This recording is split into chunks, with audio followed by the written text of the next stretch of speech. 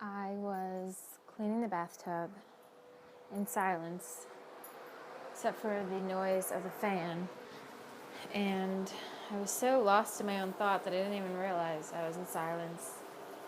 I usually listen to music or an audiobook, and I wasn't doing any of those things. And then I started thinking about, what am I thinking about? And that voice asked, what are you thinking about? Can you be present in this moment? And then the voice also said, do I want to be present in this moment as I clean someone else's hair out of the tub? Aren't these the moments that I want to be distracted mentally and not have to focus entirely on what I was doing? And I just tried to be really aware of what that voice in my head was saying. And I guess it does this all the time, but it just wouldn't stop going back and forth and back and forth. And I'm just trying to, how do we do an act, a simple act of washing the tub, a mindless act? What does our mind need to be doing while we work on mindless tasks? Can our mind be quiet while our body is moving and doing what we want it to and accomplishing something? But can our mind be quiet? And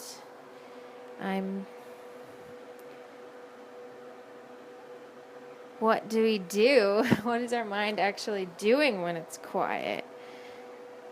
And I'm practicing it right now.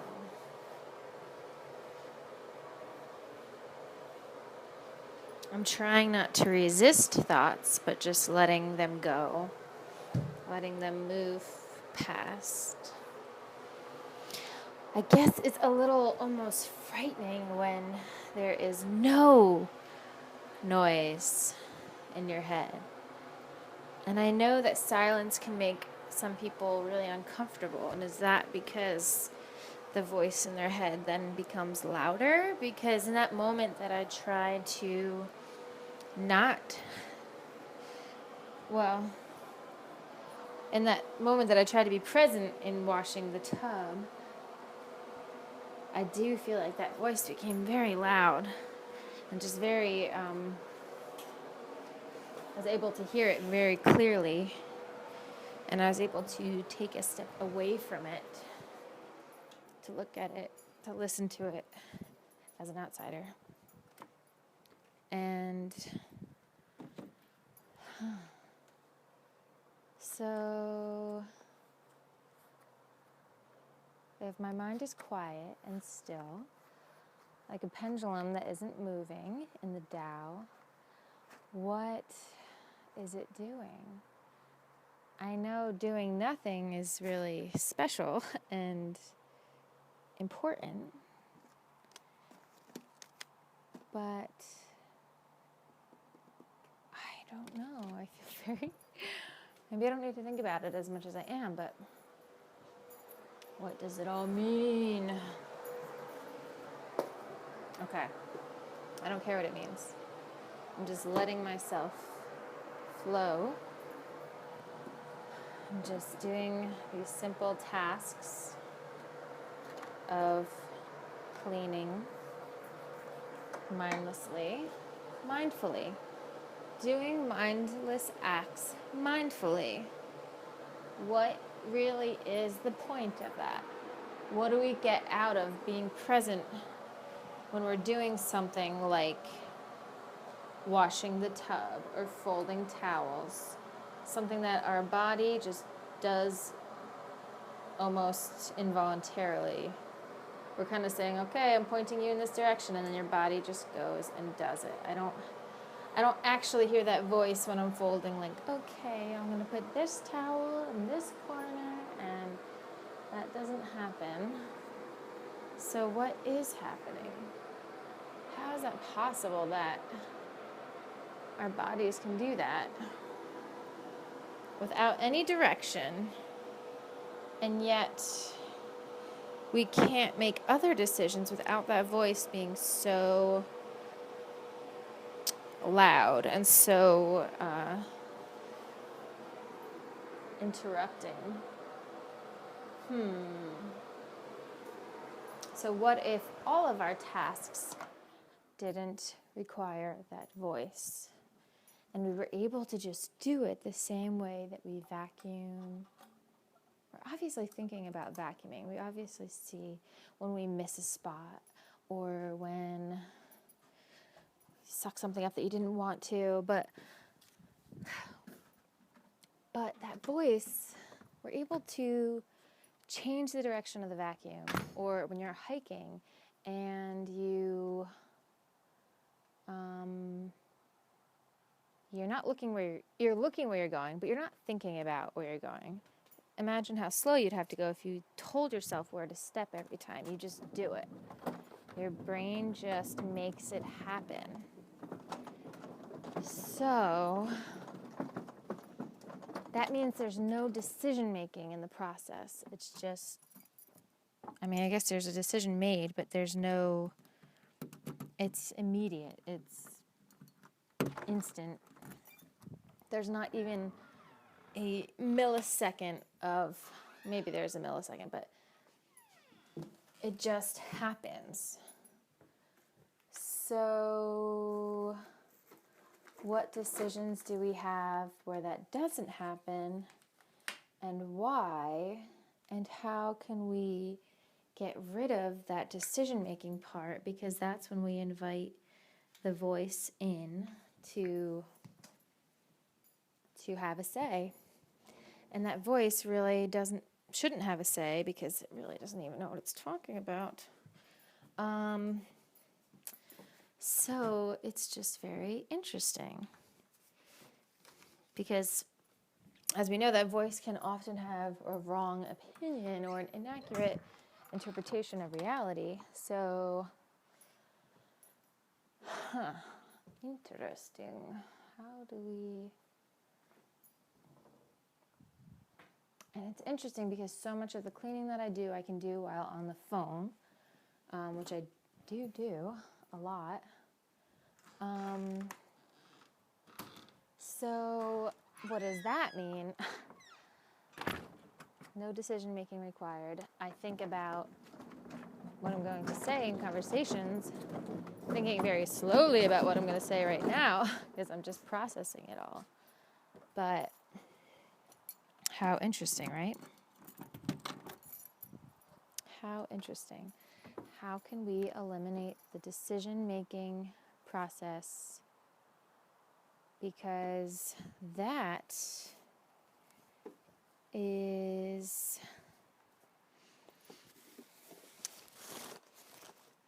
I don't remember if I said this before, but I think I did. The pendulum example of moving back and forth, and how the goal is to live in the Tao, like the stillness of the pendulum before it swings back and forth. But most of the time we're living in extremes, and so it's swinging back and forth, and that voice is definitely living in the extremes of like, yes or no, should I, shouldn't I, feast or famine, all that stuff. But where was I going with this? Maybe I can't clean and talk at the same time. So, let's see. So, okay. We're efficient. We just make decisions now. Thinking about like cooking dinner. Sometimes that's an agonizing decision, but it doesn't need to be. What am I trying to say? I don't know. So, okay. Eliminating decision making. So that we just walk in the kitchen, we open the refrigerator, we see beets and carrots, we immediately pull them out and start chopping, and then let things flow from there, instead of standing there and looking and thinking and wondering. And that is the pendulum swinging back and forth.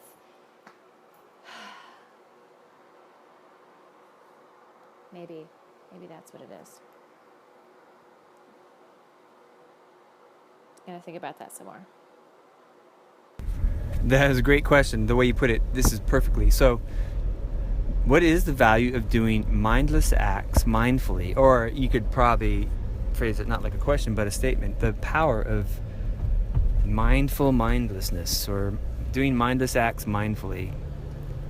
The act of mindlessly doing things. I don't know, something like that. There's something in there, but the way you put it was beautifully. What is the value of doing mindless acts mindfully? And so I think my previous audio addressed that totally. That's exactly what I was saying in that.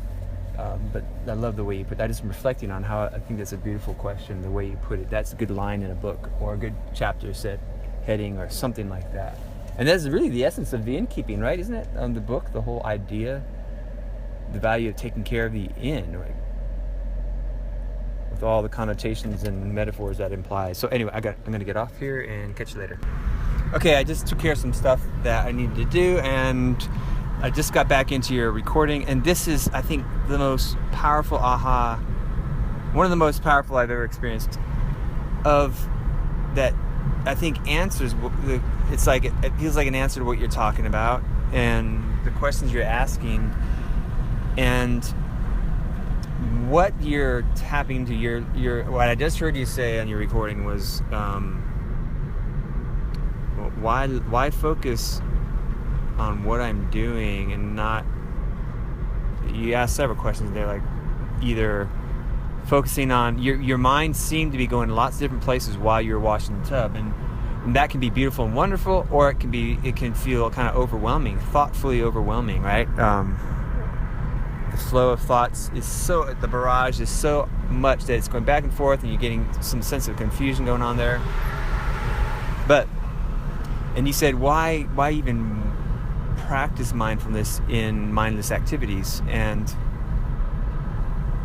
this is the answer that came to me so clearly, is that we must. That is the essence of the success, the very success that we seek. And it became very clear, because this is why. Because let's say we want to someday, what is it? We want to have some level of success in we want to manifest something. Maybe it's a vacation, right? Let's say you just simply want to manifest a vacation. Or maybe you want to manifest a writing retreat, a time where you can go and just write and just be able to hike and enjoy a place, like maybe a cabin in the woods somewhere, maybe a condo in a big city where you can just go to the coffee shop every day. But regardless of what it is that you're dreaming to do, again, there's dreams of having a family, and so no matter what your dream is, when you finally are there in it, if your mind is going crazy still, thinking of all the other possibilities of what's going to come next, or what could be, or what am I supposed to be thinking about right now while I'm enjoying my vacation, or supposedly enjoying my vacation, or perhaps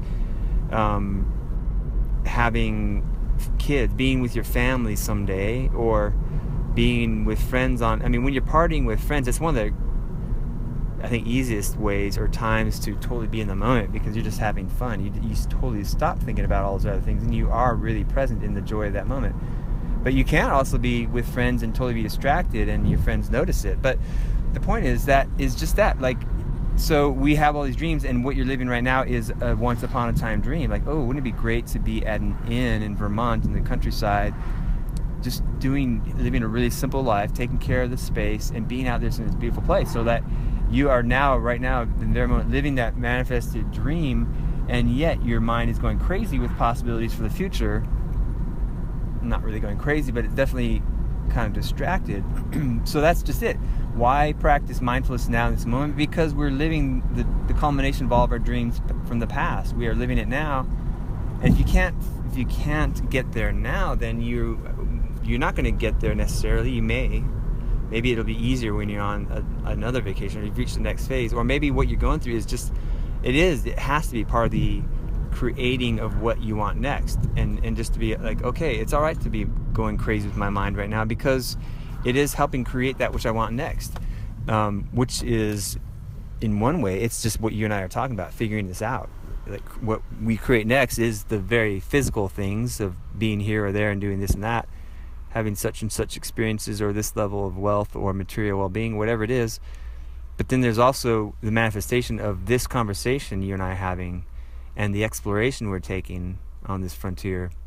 So this is, in effect, the answer to your dreams. It is the manifestation of a dream you've had, and preferences that you've created over a lifetime of experience that you've wanted so bad. So that's why it's so essential to learn how to be mindful in no matter where you are. And I think the process I just shared in the last recording is, and one way to do it, and there are probably others, of just noticing what you're doing, being present, and allowing your vibration to rise, so that you find yourself in a higher state of enjoyment or appreciation of the moment you're in, because that's what we're going for. We're all those other things, and Abraham says this all the time, that the reason we want all these things is to feel better, is for the sensation, the feelings, the emotions we're going to experience when we're there. And so if you can create those emotions now, and now is a once upon a time there, a dream that we conjured up some time ago, whether very literally or just sort of vaguely, you wanted to be an innkeeper. So if you can find that better feeling place now without changing anything, just with changing your focus or the way you're thinking, then you've achieved your dreams. You're now living your dreams instantly. It's rather instant. I mean, there's a thought process that could take a few seconds, and when you get really good at it, it can happen really quickly, like microseconds. But sometimes it takes a little bit longer to work through those thoughts and get back to a place of higher state of being. Like, it could take a day. I've noticed it could be a few days. But no, it's actually whatever. It takes as long as it takes. But it's always accessible to us, the higher state. Always. In any instant, you can put yourself in a slightly higher vibration, even if it's just relief from all those thoughts. Relief is higher than confusion, I think, right? So that was the grand aha, is that it's vital. That is the secret of success. That is the key of success. That is the way of success, is that finding that state of mind now in whatever you're doing. Because then you will if you don't, then you're going to manifest all those things. Maybe I'm just totally repeating myself, but you're going to manifest all those things, and you're still going to be in that state of mind of confusion, because your mind is still going to be there.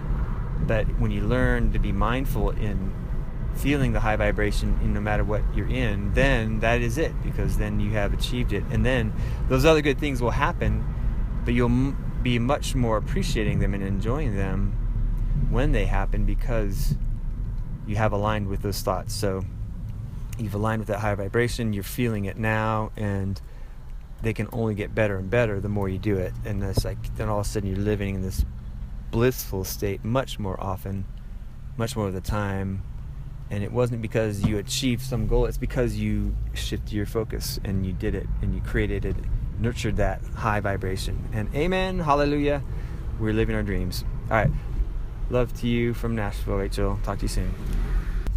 Hey, Rachel, good morning. I'm back from retreat, and man, had an incredibly transformative, powerful, beautiful, wonderful experience at a retreat this weekend at a wonderful place in Georgia, not far from Savannah, south of Savannah. So it was warm and beachy, but it was an amazing retreat with Lily and some other people, young people her age, a lot of them, uniteens they're called. They're like grades 6 through 8 roughly, which is ages 10 through 12 approximately. So it was amazing.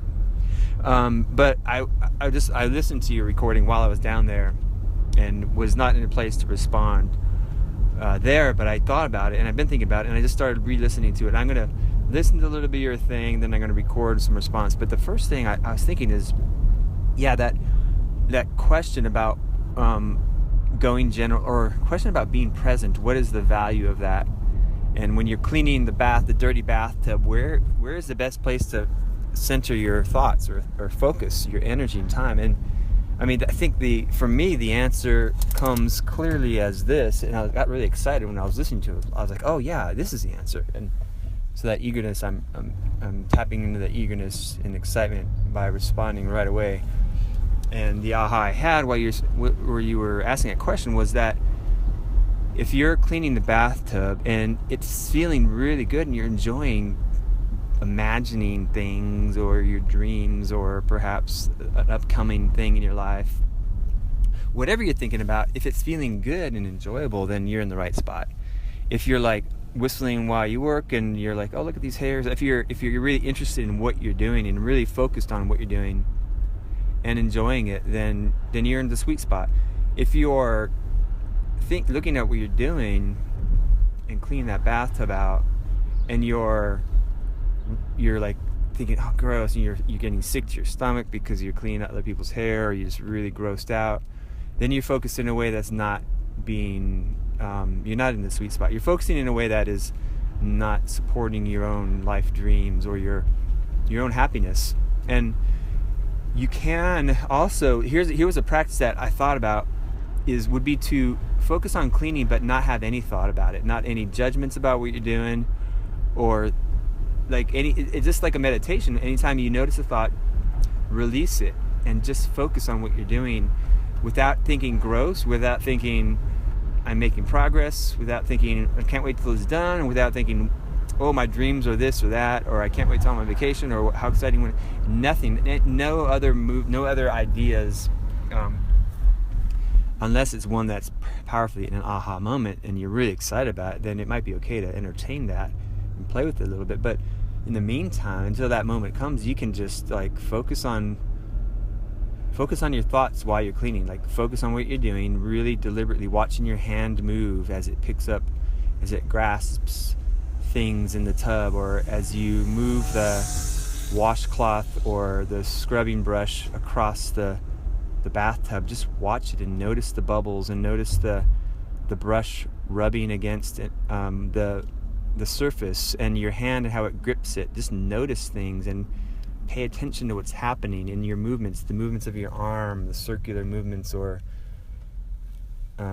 even the skin on your hand, on the back of your hand and knuckles, and how you're holding the items, the tools. And so that's like, and without any judgment, without letting if your mind starts to stray, you can just like breathe and focus and just refocus on that, center on it. And then the other aspect of your question is, well, what is the value of being present like that? Like being present with where you are. And that's, to me, being fully present is not necessarily trying to think of really positive, fun thoughts, but just being present in the moment and focusing on that, what you're doing. It's similar to the process that I call going general, or Abraham calls it going general. Hold on, I'll be right back. Little do you know, I just stopped and put some gas in the vehicle. I'm returning the van rental from our weekend excursion, returning the car. So I just love the questions you're asking, and I just love it. It's just like, this is the essence of what this is all about, what you and I are exploring. This is the essence of the frontier. You are out there on the frontier of mind, thought, and emotion. I'm going to add mind in there. I added that in my writing this morning. It's about mind and emotion, and focus on emotion, and thought and emotion, all those intertwined. And there's different aspects of each one of those words that make them unique in this sort of understanding. But you're out there like floating around the next bend in the river, wondering what's there, or climbing over the next peak to wonder what's beyond it, or walking, rolling, whatever, venturing towards the horizon, wondering what you're going to see when you get there. That's what's happening in the metaphor of that frontier. And so we're out there, you and I are doing that together, and we're exploring it. I just love that.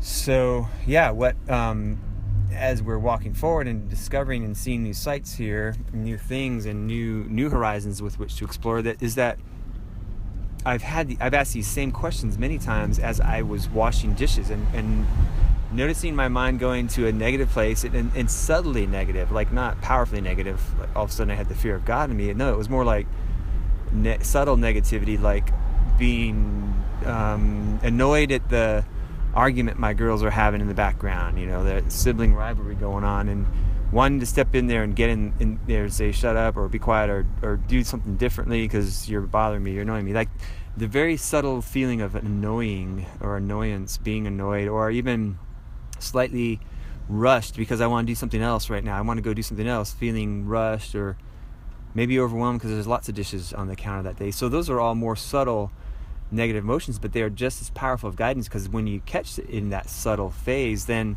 then you go back, and then so the practice I would do would be I'd notice those subtle negative emotions, then I'd go back to what I'm doing. I'd observe the water as it pours out of the faucet, as it's rinsing the dish, as the little soap bubbles are rolling off the edge of the plate and into the sink, or I would notice my hands washing in the circular motions, just like I just described with you.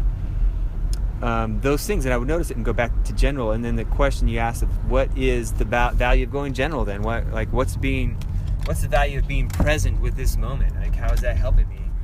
And the value I've discovered is that when you release those thoughts that are starting to feel like confusing or like confused or not clear, like clarity is great when you're just washing and noticing and cleaning and really being in that moment. You're not offering any thought. You are deliberately allowing your natural vibration to rise, because that's, again, it's based on the premise that your natural vibration is one of very high. If you stop telling stories or focusing in a way that is holding you down, that is creating even the subtlest of negative emotions like slight confusion or doubt or even like scatteredness, or like when you have all these thoughts and you kind of feel like, what's the word, there's a little slightly distressed feeling in there when you have so many thoughts that are just kind of, even if they're positive, like way too much all at once, slight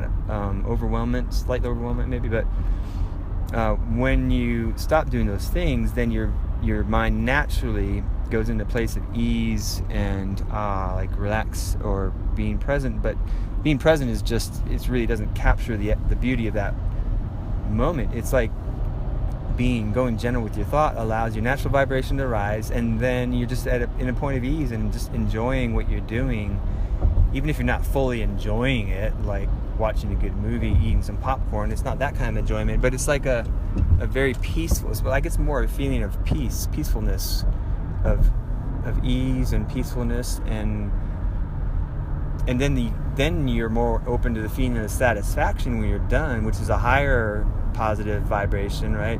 But just going general allows your psyche, your mind, yourself, your consciousness to rise to that higher vibration that it is natural high state to be, and then you start rendezvousing with those higher vibration thoughts and essences and feelings and emotions, and aha moments start to arrive, and clarity comes back, which is a higher emotional state, because you can feel it. It's like, oh, the sense of clarity is powerfully wonderful.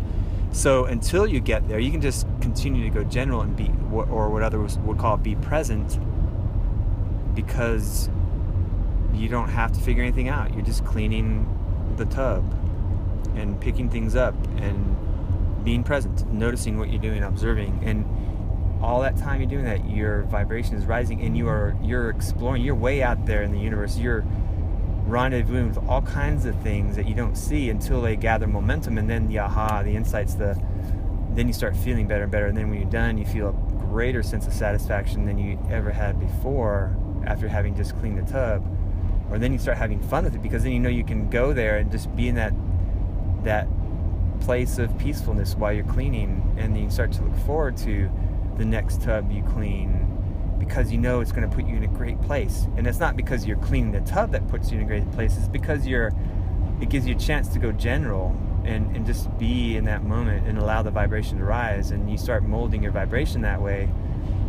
And then you start to realize, well, then when you're done, not only is your vibration higher, but then you notice that the tub is clean, and wow, look how beautiful it is. And then you get to appreciate and feel those higher vibrations of peacefulness, appreciation, satisfaction, and then the enthusiasm returns and eagerness to do the next tub or do the next thing. Or you might be inspired at that point to go write or record or do something fun, or then you'll see the magical moments, piece of white fuzz floating down. The moment of beauty, you'll see something amazing. The manifestations will start coming in that match those high vibrations. So that is part of the answer. I'm going to go back and listen. To more of what you said, and maybe come back. But if I don't, actually, I'm just going to go ahead and send this off now, so I can get back to what I'm doing here. And all right. Well, hey, it's so nice to have time to reflect on what you said and let it really let it ferment or mature, ripen before I responded. And it's fun to be back on track here with you, sending you another recording. All right, enjoy your day. I hope it's a beautiful one up there. I know it can be, no matter what it looks like. So I hope your day is wonderful, Rachel, and I will look forward to hearing back from you soon. Okay, so here's the deal. All right, testing, 1, 2, 3. Yes, good audio. I'm driving down the road, driving home. I'm going to take a brief walk at the Greenway, and then I'm going to pick up Nina. Okay, I'm going to share a story here. The deal is, if indeed all this stuff is true, and I'm believing it more and more, and knowing it more and more all the time, and understanding it more and more all the time, that when you go general, when you trust your guidance, and this is the whole premise of the book, the sense of emotion, is that you will begin seeing things beyond that which you thought was possible to create or rendezvous with. So, first of all, if you take a step back, rendezvousing with a beautiful life on this magnificent planet, in all the life that it supports, in the perfect proximity to the sun, as Abraham would say, it all works. And we are here living in it, and we have food, and we have bodies, and we get to feel magnificent feelings. That alone is a pretty fantastic, miraculous rendezvous of our life experience. And so, hallelujah, we have done it. We made it. We are here living this life. And so that doesn't mean we're going to stop creating because we haven't. But it is nice to step back and realize all the magnificent things that are working in our favor already, and including all the systems I mentioned in my previous recording. But if indeed we have the power to move mountains, as Jesus said, if indeed as ye believe, so shall it be done unto you, then we can do so much more in more enjoyably than we have taught ourselves or commonly understood, as I like to use that phrase, commonly understood. As we have commonly understood, we have much more power to create with greater ease, with greater enjoyment, and not to have to struggle to create our dreams or even work hard or even effort. And the beauty is that we can create a world in which we rendezvous with and experience and see and create, indeed create, co-create, because we're not doing it alone. We never do it alone. Always magnificent things. So one thing is just that, like, I've wanted to see my neighborhood improve. Like I think I've envisioned and drawn pictures of like, what if I could afford to put a nice fence in, like all the way down our cul-de-sac to my house, and so and plant kind of similar foliage, flowers and plants along those fences, and put gardens along the edge of the beautiful flower gardens and vegetables and fruits all along the edges of our street. It's like 500 feet long, and we're at the very end. You've been there. You probably remember it generally, but so of course I don't have the resources to do that. I have actually planted trees and given trees away to the neighbors, so I've sort of moved in that direction.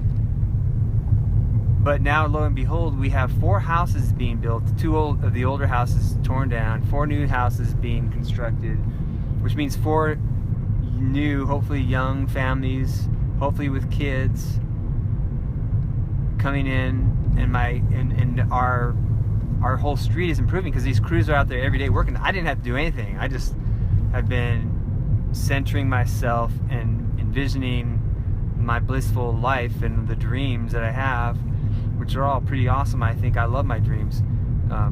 but lo and behold, here the whole neighborhood is being improved and new things are happening, and I didn't do any of it. Like I didn't physically do any of it. I didn't go and figure out how to raise the capital to buy the houses and tear them down and build new ones, nicer new ones in their place. 2 houses torn down, 4 new ones going up, and they're really beautiful houses. The whole neighborhood, the face of the neighborhood is changing. It's like, and I think in a very wonderful, delightful, beautiful way.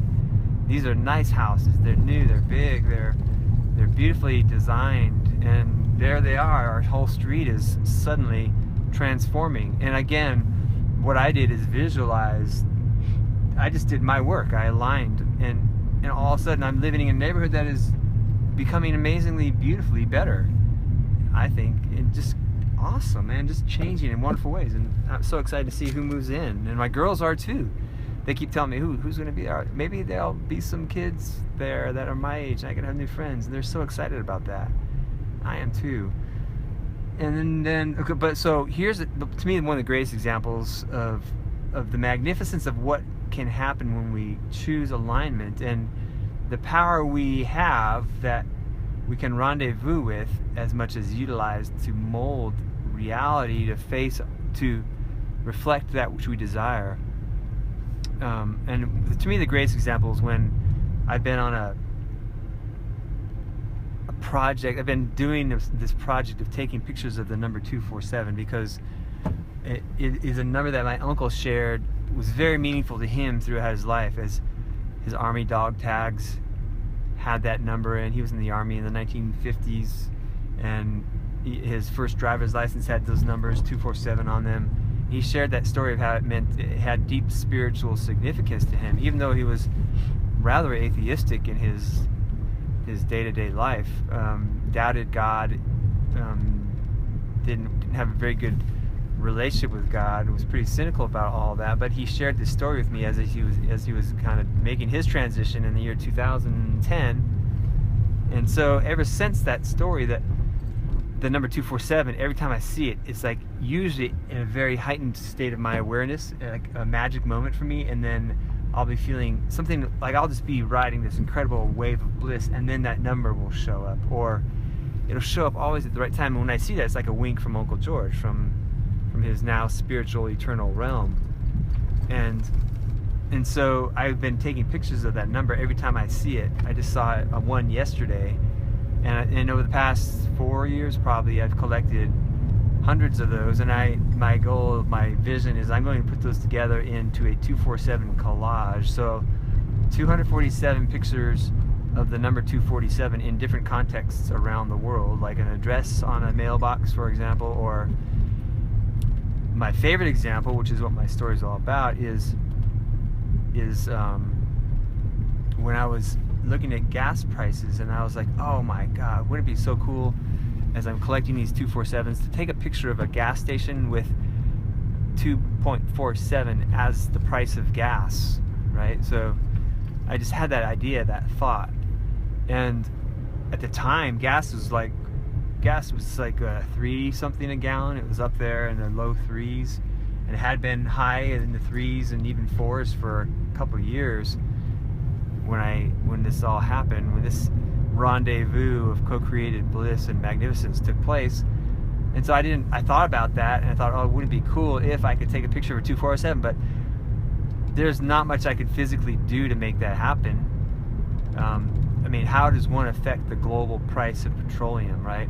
I could have asked the gas station manager if I could have him just for a moment put those numbers up there, and so I could take a picture, or I could have gone and done it in the middle of the night, perhaps, or done it with Photoshop. But I just didn't. I just thought about that idea. Wouldn't it be cool if? And I continued doing my work, aligning myself, my thoughts, paying attention to my vibrational state, my emotions, and how they guide me, doing my work every day, day in and day out. And then one day, not too long, probably 6 months later, 3 or 4 or 5 or 6 months later, it was a few months, the price of gas continued to drop, and one day I'm driving along and boom, I see a 247 on the gas marquee out front of the gas station, and I was so excited. I was like, oh my God, that's amazing. So I stopped, and of course I took a picture, and then I filled up with gas and took a picture of that little gas pump with the electronic readout of 2.47, and and I just celebrated. And then I started seeing it show up in gas stations all around town. So I took several pictures of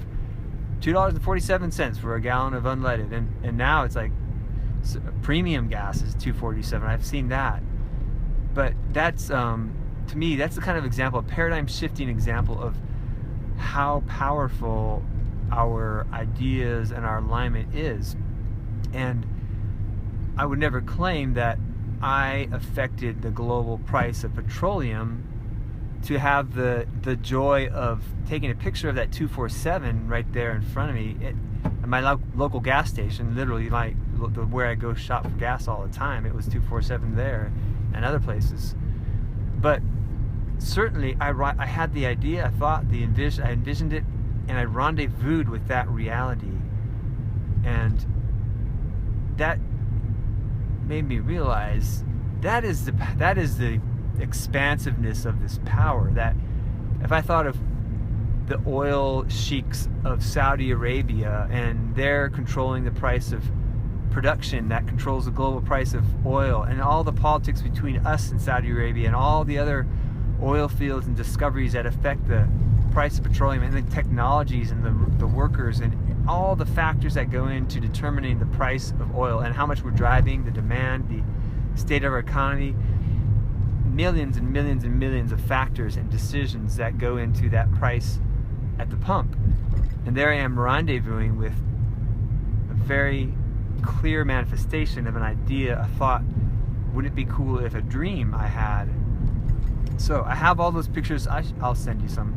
I'll send you a picture of the latest 247 I took as a symbol of this conversation. But to be able to, that is kind of like the scale of aligned thought. And again, we are living it every day, because that is in fact the nature of our life here on this planet. And all the intricacies of bringing us food to our table and customers to our doorstep, and miracle technologies that allow us to clean up those rooms in a short amount of time and keep them really impeccably clean day in and day out. All those things are incredibly complex systems that are allowing us to live this life. And so that's the kind of paradigm shifting of the power of our thought. When Jesus said we can move mountains, when we have faith the size of a mustard seed, or no matter what we desire, we shall have it when we believe, when we align our thoughts, when we continue to practice in belief and faith that these things are happening. So there's my example. I would love your feedback on this, Rachel. I think it's a magnificent example. It is for me, and whether it is for you or others, is it's good. It helps. You know, it's like I've shared this story with a few people, but to me it means the whole world. It's a perfect example of the magnitude of things we are aligning with constantly, and more magnificent and miraculous that they become as we practice these things, as we go gentle, as we pay attention to our emotional state, and not do the work, but just enjoy the alignment and have fun and trust our impulses and our intuition and our guidance, and following those things and bringing light into the darkest corners, and finding out what's there that we didn't know was there before. So thank you for walking through this journey with me. I will catch you later, Rachel. Hey Jeff, how's it going? Listening to your memos, and this is such a cool topic, and you're right, I love your aha moments and your theories about it all. And I think you're right about, like, no matter what you're thinking, whether you're thinking about the task you're doing in that moment or looking forward to something in the future, as long as whatever you're thinking is giving you that high frequency thought and feeling, then it kind of doesn't matter. But I think that when we are mindful during the mindless tasks, it at least brings an element of awareness to where we are, who we are, what we're doing. And I think the more often you can have that thought, the better, because it just connects you back to yourself. And when we get lost in our thoughts, good and bad, it is easy to kind of disconnect and especially when we're lost in negative thoughts. In The Untethered Soul, he mentions, like, just go outside under the stars and think about the fact that you are on a spinning planet in outer space and that you are this one being among many, and like it just makes your problems seem really, really small. And so I think being mindful in the mindless tasks is bringing that awareness, and it helps us to, like you said, really focus on the details too of what you're even doing, and maybe do a better job. But maybe also, wow, maybe also when you're mindful in the mindless tasks, kind of like what we talked about before, like when you're sweeping, even though it's like a physical act that you think has one outcome, which is like a cleaner floor, but really when you're sweeping, you're helping to clear out your mind. So maybe by being mindful in those what can be mindless tasks, it adds more power or more efficiency in its ability to clear your mind as you clean your space. And so that's an interesting thought. And it kind of helps me like pull together everything for my book, actually, because I felt like I had all these ideas, but I wasn't really sure like what the heart of it really was, or like how I could now frame all these thoughts and ideas around one central point that I wanted to make. And it kind of came to me the other night that how the fact that I'm an innkeeper, and yes, there are the metaphors that go along with innkeeping, and like how perfect that is, but like I absolutely love my job, but at the same time, some people could view it as like mundane, or, you know, like I don't really leave here often, and I do a ton of cleaning and stuff like that. But like the point I'm making is that like you can be happy no matter what you're doing. So yes, while I'm spending so much time cleaning, especially cleaning up after other people, which could be, if I wanted to look at it as like a degrading job, I could, but instead this job gave me the opportunity to like enter the frontier, which I didn't expect. And so the point of my book, I want it to be, is that like you can be happy in anything you do. And if you hate your job, great. Like that is the perfect opportunity to then figure out how to be happy doing something that you really don't like. And maybe just the awareness of that, or just this process that I want to describe in the book, that like I feel like I've gone through, that will help people make the changes they need, or not. Maybe they really are stuck in their job for one reason or another, or in a relationship, or in a financial situation that, like, you know, it's not a quick fix, but they can be happy, or their initial goal is to work on being happy with what they have, and then things will change, and then things will open up. And if they don't do that, things could change and they still might not be happy. So I'm really excited about that, because I feel like that's something that pretty much everybody can relate to. Like, unfortunately, so many people don't like their jobs, or, you know, they're just like uncomfortable, unhappy, either in their own skin, or in their job, or in their house, or in their car, whatever it may be. Like all these different situations that we have the ability to use as a point of growth. And so that is kind of going to be the central point of my book, and I'm really excited about it. So that was kind of a little breakthrough for me, and it just happened at a good time. And I did a recording of, I wrote a little intro for my book, and so I'm going to share that with you soon, and do that next. And then another interesting thought I just had like a few minutes ago was I was listening to, and this might like push us out on the frontier even a little bit more, because this is like kind of a really out there thought. But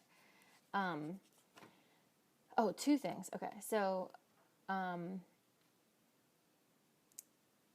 listening to The Science of Getting Rich, and he's not even talking about getting rich. He's just talking about how there's this, he calls it thought stuff, where we are the creators. Like, we are, by thinking things, that thought stuff then becomes a reality. And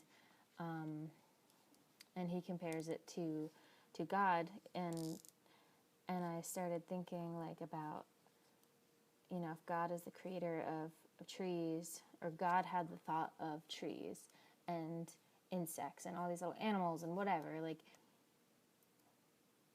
and then they came into being, and even humans came into being, and like, what if, do we have the ability then to create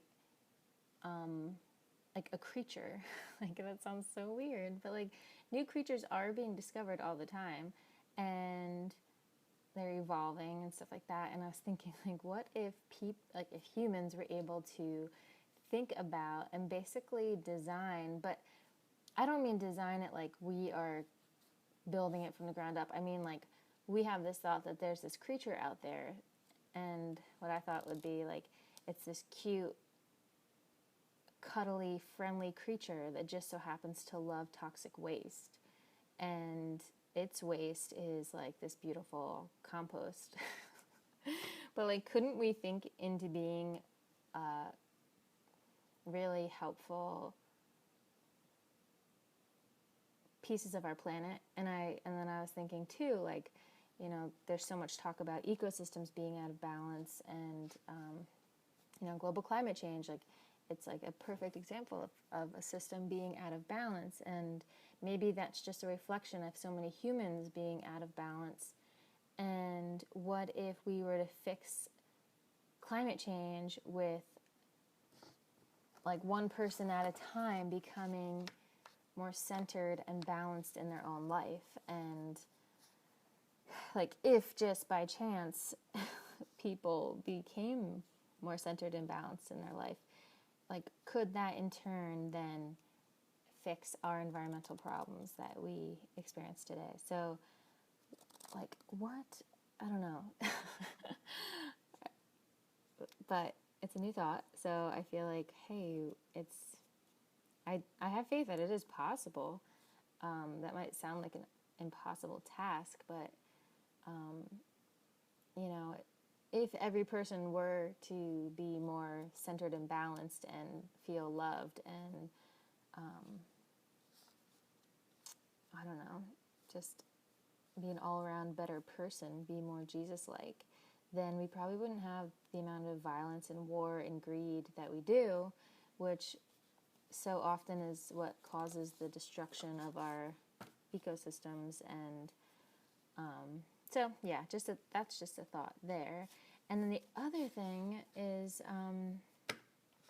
you mentioned a writer's workshop, and you just kind of mentioned it in passing as like using an example, but I had this thought, like, oh my God, how cool would it be if we had like a little conference type workshop thing up here in Vermont where people could come, and kind of hand-picked people, where we spent a weekend thinking and taking action on this type of stuff, where I'm thinking people like you, and I'm sure you know some people who would be great, but like people who are on this level of thought and contemplation, I guess, that would want to get together. And there doesn't have to be like a real strict agenda, but like people just get together and they have conversation, and I was thinking like it would be really cool if each person that came kind of brought a little like workshop with them, or a prompt for a discussion, or a resource that they wanted to share, or whatever it may be, even, or a practice, like a meditation practice. But like, if we had 8 or 12 people, let's say there's 12 rooms here, everybody came, they just paid for their room, we could maybe chip in extra for food and like make it just like this very communal like weekend of like thinking and talking about some of this stuff, and maybe like creating some things and just kind of creating like this really tight knit network of people, and also giving each other space and time alone to journal or read or do whatever they wanted to do.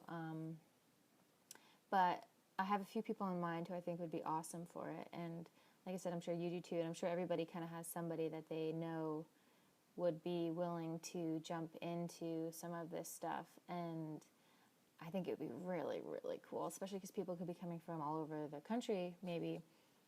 And they come and they just sit and talk. And so it could be pretty powerful for sure. So that was just another thought. Maybe that's something like we could talk about for the spring if you're interested. And you know, maybe if it goes well, it turns into like a quarterly thing where everybody gets together and maybe new people are coming in and out, and workshops are offered, and you know, everybody is like so talented in their own way or has their own niche that like it would be so cool to share that with people for the weekend and just to be really open and stuff like that. So all good stuff. It's really exciting, and yeah, so I'm gonna leave it there. And oh my god, I've been talking for such a long time. Wow.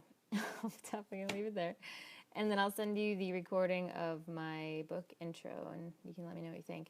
And yeah, thanks, Jeff. I'm so glad that we're having these talks, and we'll see where it goes from here. Frontier is vast. All right, bye-bye. Your occupation is not as important as you and your attitude. I am not a doctor, psychiatrist, therapist, life coach, or even author. I'm writing this book because I want you, the people out there that do every other job, to find what it is inside you that makes you happy. I want to go get a cup of coffee and have the barista as high on life as I am. I want to get gas and have the attendant tell me he loves me just because. I want the postmaster to give me a smile that says she is completely satisfied with her life and that helping me mail a cat t-shirt to a friend is a pleasure. I want to laugh with my waitress because neither of us prejudged each other, and call my neighbor just to say hi with it not being weird at all. But to say change your attitude and pretend like it's easy is like telling an alcoholic to just stop drinking. It's not a switch, it's the healing of a wound. While you may be able to will yourself to smile and feel better momentarily, whatever it is that is making you the mayor of Grump City needs to be dealt with, or else it'll keep crawling back like a pesky ex-boyfriend. But luckily, happiness comes from the inside, so no matter what you do for an occupation, how much wealth or debt you have, what your past looks like, and what you see when you look in the mirror, it is possible to be unconditionally happy and to even love who you are. The absolutely amazing part about this is that once you learn to live at a higher frequency and be grateful for your current situation, more of the abundance of the universe flows into your life. Things start clicking and you understand that you were once in the dark and had no idea life could be this good. Here are the stories and lessons I learned from being an innkeeper at a 12-room motel in southern Vermont. I met a lot of people, cleaned a lot of toilets, and had a lot of time to myself. Silence and audiobooks opened up a new world for me. I learned how to bring awareness to my thoughts and emotions, release what thoughts weren't serving me without suppressing them, and that the only limitations are the ones I put on myself. True freedom. If you are in a job, relationship, or mental state you don't like, I'm not at all suggesting to settle or blindly accept your circumstances without awareness, consideration, and action. What I am saying is invest time in yourself because you are worth it and everyone around you will thank you for it. If you can live your life joyfully and peacefully, regardless of what the world throws in your face, you will win, and so does the world.